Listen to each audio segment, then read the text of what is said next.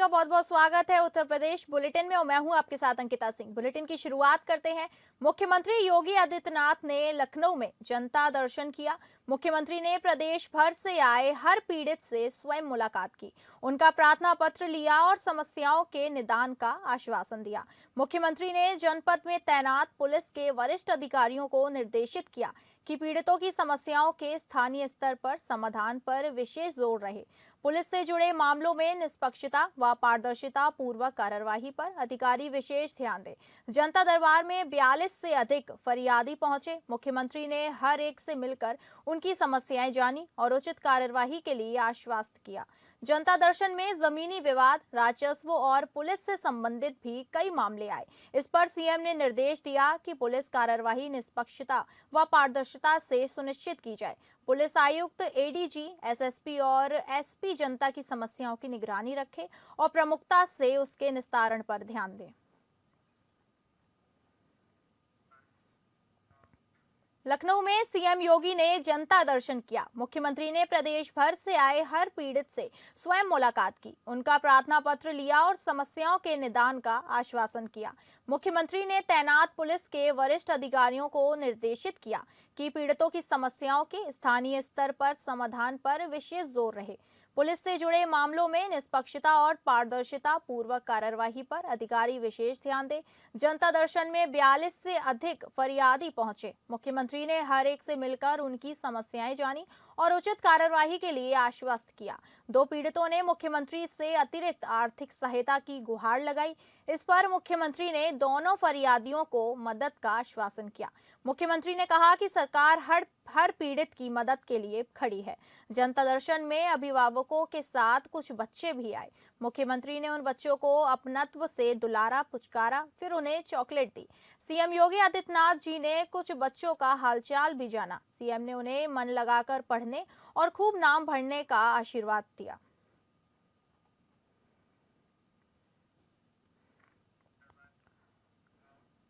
भारत महा EV rally, जिसे विश्व की सबसे लंबी इलेक्ट्रॉनिक वाहन रैली के रूप में मान्यता प्राप्त है, अपने 82वें दिन पूरे किए हैं। इस अवसर पर उत्तर प्रदेश सरकार के पर्यटन एवं संस्कृति मंत्री जयवीर सिंह ने मैनपुरी में रैली को झंडी दिखाकर शुभकामनाएं दी। इस ईवी महारैली को सराहनीय पहल बताते हुए कहा कि पर्यावरण को संरक्षित करेगी ये पहल।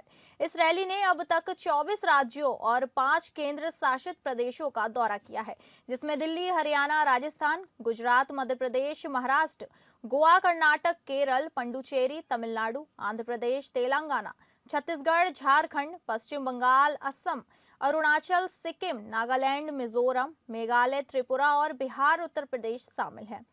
इसके अलावा रैली ने भूटान और नेपाल का भी दौरा किया। इस रैली का उद्देश्य इलेक्ट्रॉनिक वाहनों के बारे में जागरूकता बढ़ाना, इलेक्ट्रिक वाहनों के प्रति लोगों के मन में व्याप्त भय को दूर करना और यह साबित करना है कि इलेक्ट्रिक वाहनों से लंबी दूरी की यात्रा संभव है।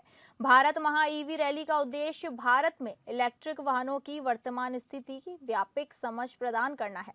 सरकार, उद्योग और शैक्षणिक संस्थानों के साथ जुड़कर रैली भविष्य की नीतियों और पहलों को सूचित करने के लिए प्रथम हाथ की जानकारी एकत्र कर रही है।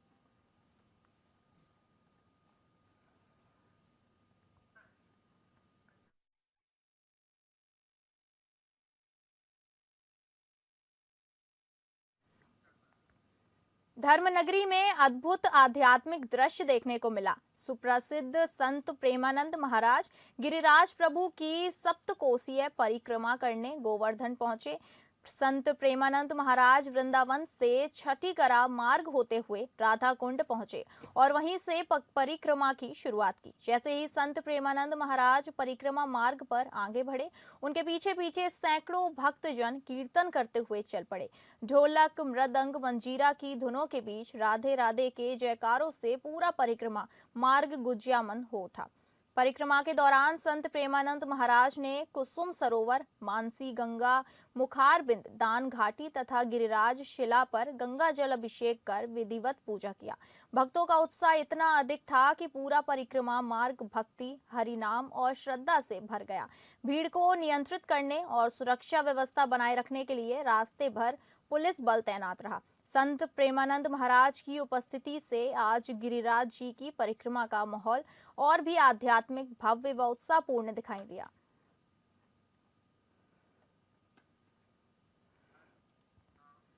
संगम नगरी प्रयागराज में एक बेहद चौंकाने वाला मामला सामने आया है, जहां आयुर्वेद पद्धति प्लस से एक महिला का कैंसर डॉक्टर द्वारा सही किया गया है। वहीं आज डॉक्टर संतोष दुबे प्रेस वार्ता करते हुए बताया कि अब आयुर्वेद में भी कैंसर का इलाज संभव है, बस थोड़ा और शोध करने की जरूरत है, क्योंकि आयुर्वेद पद्धति में प्लास कीमो का काम करती है और बीमारी को आगे और बढ़ने नहीं देती। बता दें, आयुर्वेद में कैंसर के मरीज को लेकर नई सफलता मिली। मरीज प्रेमा देवी ऑपरेशन के पश्चात एमआरआई जांच कराई गई तो रिपोर्ट में कैंसर की कोई चिन्हित नहीं पाया गया। प्रेस कॉन्फ्रेंस में आयुर्वेद डॉक्टर ने बताया कि आयुर्वेदिक विधि को शोध और अच्छे ढंग से किया जाए तो विभिन्न प्रकार के कैंसर के भी इलाज संभव हैं और प्रभावशाली परिणाम हो सकते हैं। मेरा विश्वास है कि यह विधि भविष्य में कैंसर उपचार के क्षेत्र में एक महत्वपूर्ण विकल्प सिद्ध हो सकता है और अनेक मरीजों को नई आशा दे सकता है। इस पर शोध करना कैंसर के क्षेत्र नई उपलब्धि होगी।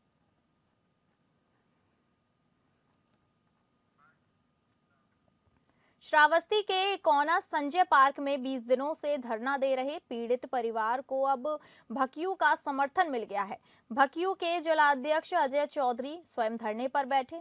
मार्ग दुर्घटना में घायल बच्चों के इलाज में लापरवाही के गंभीर आरोप लगे। अस्पताल ने घायल बच्चों के परिजनों से सुई, टांका, धागा, ब्लेड तक बाहर से मंगवाए। 20 दिनों से धरना चल रहा है, लेकिन अब तक कोई समाधान नहीं।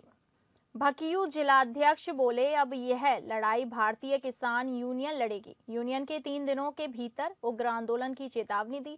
आंदोलन के दौरान किसान लाठी डंडे, कृषि यंत्र और ध्वनि विस्तारक यंत्र के साथ पहुंचेंगे। चेतावनी दी कि सड़क जाम और अधिकारियों के कार्यालयों का घेराव किया जाएगा। भकियू ने कहा, अगर कार्रवाई नहीं हुई तो संबंधित अधिकारी के कार्यालय का घेराव करेंगे, जिसकी पूरी जिम्मेदारी शासन प्रशासन की होगी।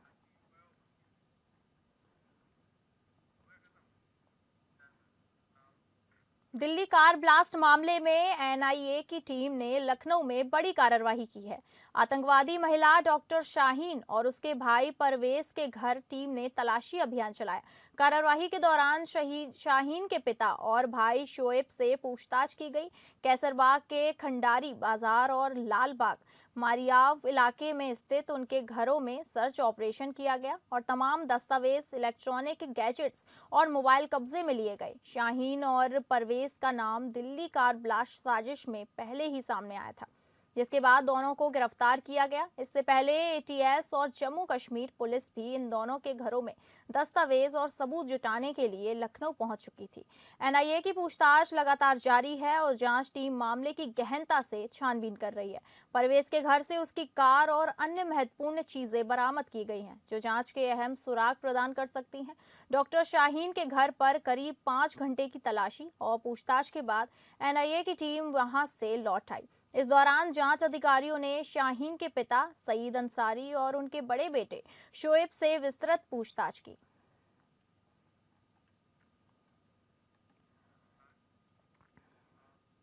महोबा में विवाह स्थल पर महिलाओं से अभद्रता कर मारपीट की गई। गार्डन संचालक पर महिलाओं से अभद्रता पर कर मारपीट करने का आरोप लगा। आक्रोशित महिलाओं सहित विवाह कार्यक्रम में शामिल लोगों ने सड़क पर जाम लगाया।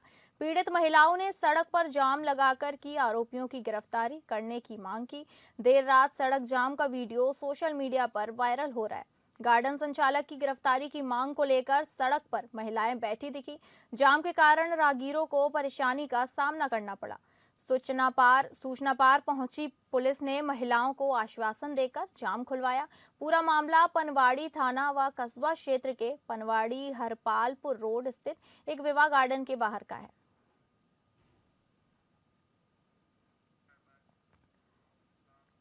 देवरिया जनपद में एक वीडियो तेजी से वायरल हो रहा है, जिसमें एक युवक को कुछ युवक बेरहमी से पीट रहे हैं और साथ ही उसे चप्पल पर थूक कर चाटने को बोल रहे हैं और युवक थूक चाट भी रहा है और बेल्ट से बेरहमी से युवक की पिटाई भी कर रहे हैं। साथ ही उसे लगातार गालियां दी जा रही हैं।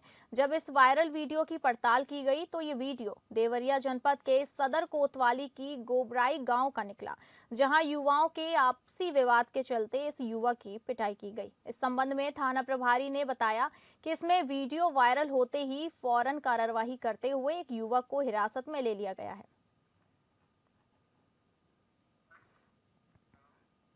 बलरामपुर, ये मामला यूपी के बलरामपुर जिले से जुड़ा हुआ है, जहां एक दिल दहला देने वाली वारदात सामने आई है। एक मां अपने 1.5 साल के बच्चे को सीने से लगाकर सो रही थी, लेकिन उसे खबर नहीं थी कि मौत दबे पांव उसके घर में घुस चुकी है। अंधेरे का फायदा उठाकर एक तेंदुआ घर में घुसा और मां के पहलू से उसके जिगर के टुकड़े को उठा ले गया। जब तक परिवार वाले कुछ समझ पाते बहुत देर हो चुकी थी। तेंदुओं ने इस बच्चे के पेट को फाड़ डाला और उसकी मौत हो गई। गांव वालों की हल्ला गुहार के बाद जब सभी मौके पर पहुंचे तो बच्चे के शव को बरामद किया गया। घटना की सूचना पुलिस और वन विभाग के अधिकारियों को दी गई। वे मौके पर पहुंचे और कार्रवाई कर रहे हैं।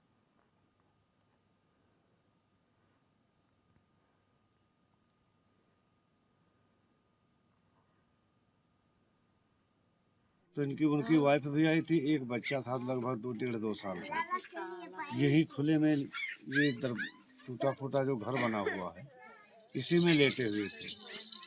यहाँ से जंगल लगभग आधा किलोमीटर की दूरी पर है। कोई हिंसक जानवर आया रात में लगभग 1:30-2 बजे और उस बच्चे को उठा करके ले गया। इन लोगों ने हल्ला शोरगुल किया, हम लोग भी मौके पर आ गए तो बच्चे को छीन छोड़ करके और हट गया।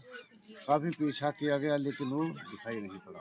2 बजे लेके यहाँ औरत के कोरा में से लेके गए। वहाँ 5-6 जनी रही, 7 जनी हम सब बटरी वल्ली रही और लेके उठाए कोरा में से भाग है।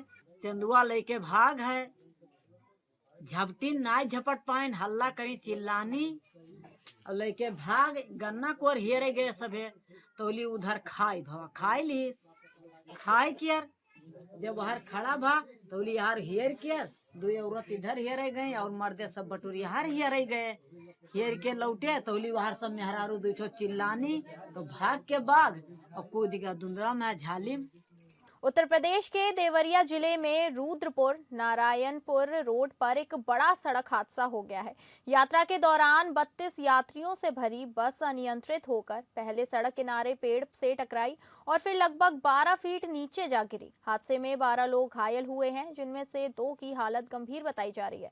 गंभीर रूप से घायल यात्रियों को नजदीकी अस्पताल में भर्ती कराया गया है। पुलिस और स्थानीय लोगों ने तुरंत मौके पर पहुंचकर राहत और बचाव कार्य शुरू किया है। अधिकारियों के अनुसार हादसे के कारणों की जांच जारी है।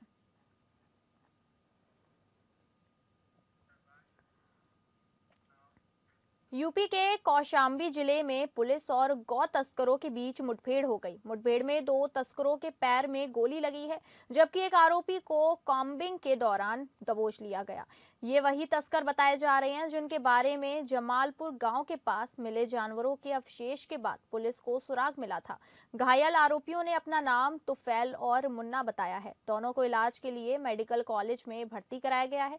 तीसरे आरोपी की पहचान नायाब के रूप में हुई है, जिसे पुलिस हिरासत में लेकर पूछताछ कर रही है। पुलिस पूरे गैंग की गतिविधियों और सप्लाई नेटवर्क की जांच कर रही है। मुठभेड़ स्थल से बरामद हथियार और अन्य सामान भी कब्जे में ले लिए गए हैं। फिलहाल घायल तस्कर अस्पताल में उपचाराधीन है और पुलिस पूरे मामले की गहराई से जांच कर रही है। इस सटीक सूचना पर तत्काल गठित टीम द्वारा मौके पर हिसामपुर नहर पुलिया पर अभियुक्तों की घेराबंदी की गई। अभियुक्तों द्वारा पुलिस पार्टी को आता देख जान से मारने की नियत से उन पर फायरिंग की गई। पुलिस द्वारा चेतावनी देने के बावजूद उनके द्वारा लगातार फायरिंग की गई, जिस पर पुलिस द्वारा आत्मरक्षार्थ पुनः फायरिंग की गई, जिसपे 2 बदमाशों के पैर पे गोली लगी है तथा तीसरे अभियुक्त को जो भाग रहा था उसे काफी दूर जाकर के कॉम्बिंग करके गिरफ्तार किया गया है। प्रारंभिक पूछताछ में तीनों अभियुक्तों ने प्रारंभ में जो 2 अभियुक्त जो घायल हुए हैं उन्होंने अपना नाम तुफैल अहमद तथा दूसरे ने अपना नाम मुन्ना बताया है। जो कॉम्बिंग करके अभियुक्त गिरफ्तार हुआ है उसने अपना नाम नायाब बताया है। उक्त तीनों ही अभियुक्त अभी प्रारंभिक पूछताछ में इन्होंने अपना जुर्म स्वीकार किया है। साथ ही तीनों ने अपना निवास स्थान थाना मंझनपुर बताया है। तीसरे अभियुक्त से भी पूछताछ जारी है तथा उसकी निशानदेही पर जो अवशेष है सुबह की घटना का उसके बरामदगी का भी प्रयास जारी है। अग्रिम विधिक कार्रवाई प्रचलित है। अयोध्या के रुदौली कोतवाली क्षेत्र के सुजागंज चौकी अंतर्गत हयात नगर में एक शादी में उस समय हड़कंप मच गया जब दुल्हन जेवर और नकदी लेकर फरार हो गई। दुल्हन शादी के 3 दिन बाद ही फरार हो गई, जिसने पूरे इलाके में सनसनी फैला दी है। मोहित शर्मा की शादी मिल्कीपुर तहसील के खंडासा थाना क्षेत्र के गांव में धूमधाम से हुई थी। शादी के बाद दुल्हन हयात नगर में मोहित के घर आई थी। परिजनों के अनुसार रात में सभी सो रहे थे, तभी दुल्हन सामान लेकर चुपचाप निकल गई। वो लाखों के जेवर, नकदी और कुछ महत्वपूर्ण सामान साथ लेकर गई। सुबह कमरे में दुल्हन गायब मिलने पर परिवार में हड़कंप मच गया। परिजनों ने तुरंत पुलिस को सूचना दी, जिसके बाद पुलिस ने गुमशुदगी की रिपोर्ट दर्ज करा ली है। पुलिस सीसीटीवी फुटेज के आधार पर दुल्हन की लोकेशन ट्रेस करने में जुटी है। दूल्हा मोहित शर्मा ने पुलिस प्रशासन से कार्रवाई की मांग की है।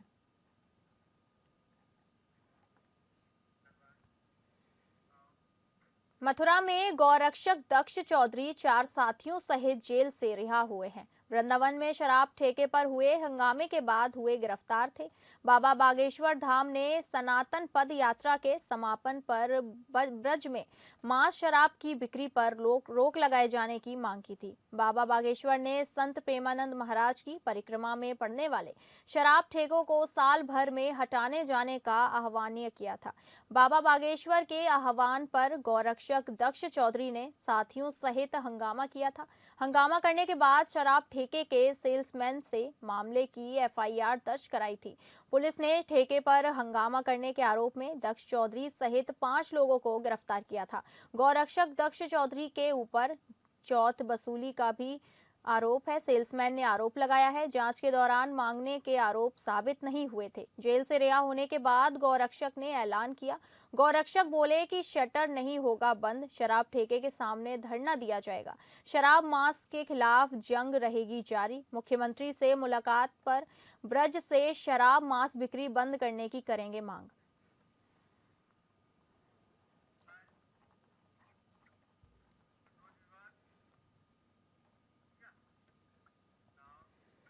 खबर कन्नौज से है, जहां पुरानी रंजिश को लेकर 2 पक्षों में विवाद हो गया। विवाद में दोनों पक्षों में जमकर मारपीट हुई। विवाद में 2 लोग घायल, एक के पैर में गोली लगी है। घायल को छिबरामऊ सीएचसी में भर्ती कराया गया है। पुलिस और डॉक्टरों से घायल के परिजनों की नोकझोंक हुई थी। 40 मिनट तक अस्पताल में परिजनों ने हंगामा किया। काफी जद्दोजहद के बाद कस्बा इंचार्ज मनोज चौधरी और इंस्पेक्टर के समझाने के बाद माने परिजन घायल को तिरवा मेडिकल कॉलेज रेफर किया। पुलिस मामले की जांच में जुटी है। ये सरताज जो है 22 साल का युवक, ये इसको उसके घर वाले लेके आए थे। ये इनको ये बता रहे हैं कि इनके कोई मतलब जो है झगड़ा वगैरह हुआ है, तो उसमें गंभीर चोट लगी है।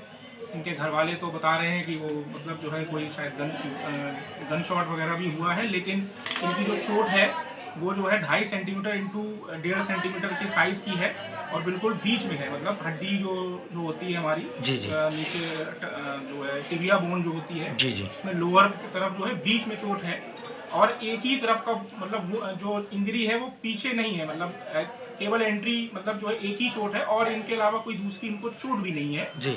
तो हमने इनको जो है, क्योंकि चोट इनकी जो है गहरी है, तो इनको बैंडेज करके हमने जिला अस्पताल के लिए रेफर कर दिया है और एक्सरे एडवाइस कर दिया है, ताकि एक्सरे में जो भी होगा, अगर कुछ अंदरूनी अगर ऐसा कुछ होगा तो अंदरूनी अगर कुछ फंसा होगा या कुछ और चीज़ होगी तो वो एक्सरे में क्लियर हो जाएगी। तो इनको हमने वहाँ के लिए रेफर कर दिया है। Thank you. फिलहाल उत्तर प्रदेश बुलेटिन में बस इतना ही। धन्यवाद।